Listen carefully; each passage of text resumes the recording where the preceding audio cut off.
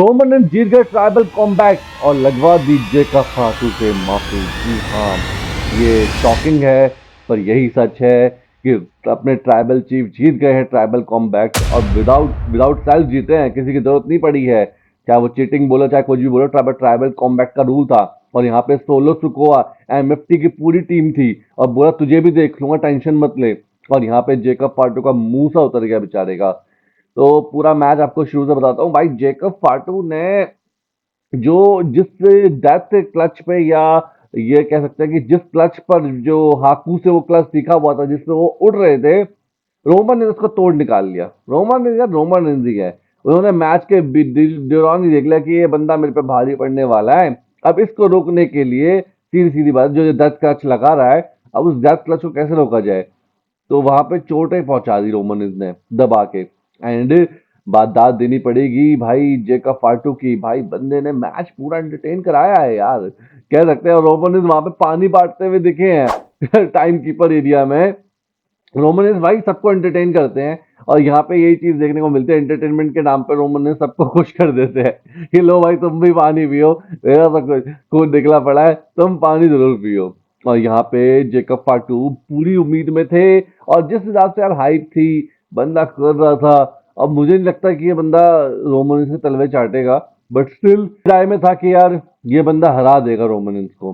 और इस बंदे के अंदर पोटेंशियल मुझे दिख रहा था और वही चीज यहाँ पे इस मैच के दौरान दिखी। बट जब ये सर पे लगा ना, पर रोमन ने ये सर पे ही मारा इसके यार, दे के एकदम सर पे ही लगा। जैसे कहते हैं ना सर पे, मतलब सर के एकदम टक का आवाज है एकदम कि भाई सर पूरा फट गया हो जैसे।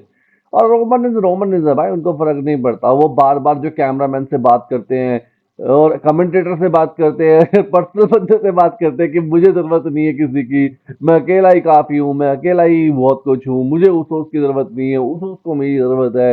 ये सारी चीजें यार बंदे को थोड़ा सा आगे की तरफ पुश करता है, मानो या ना मानो।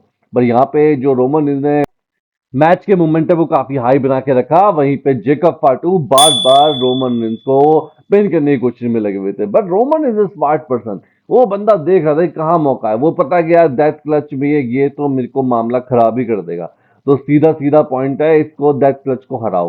और इस डेथ क्लच को हराने के लिए भाई सिंपल सा एक सीधी पॉइंट है कि इसको डैमेज ही कर दो उसके हाथ को।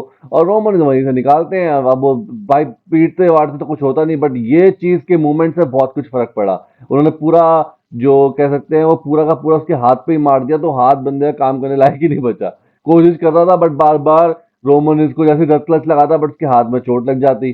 फिर कहाँ से डेथ क्लच लगाए। और रोमन ने भाई इसी चीज का एडवांटेज उठाया, बार बार कोशिश कर रहा था डेथ क्लच लगाने की। बट भाई बंदे का जिगरा तो था, पिटने के बाद भी बंदा खड़ा हो जा रहा था। नॉन स्टॉप 3-4 सुपरमैन पंच पड़े और नॉन स्टॉप स्पीयर भी पड़े होंगे, बट बंदा किक आउट कर दे रहा था। टाइम कीपर एरिया से बाहर भी गिर रहा था।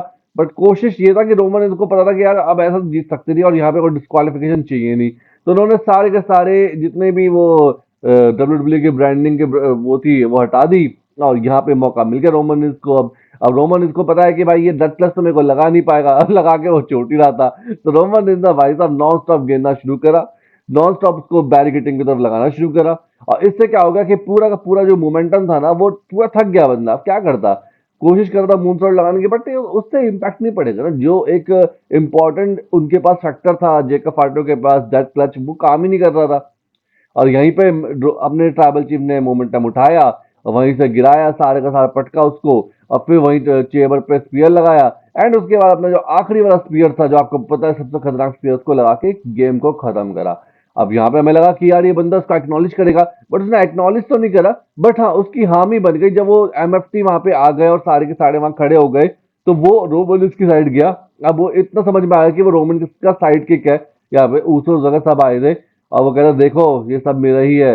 और वहां पे एमएफटी की तरफ जो रोमनिस देख रहे थे, तो भाई अब यहाँ पे खतरनाक मुकाबला होने वाला है एमएफटी और रोमनिस के बीच में। और वो एक्नॉलेज करते हुए निकल गया बेचारा।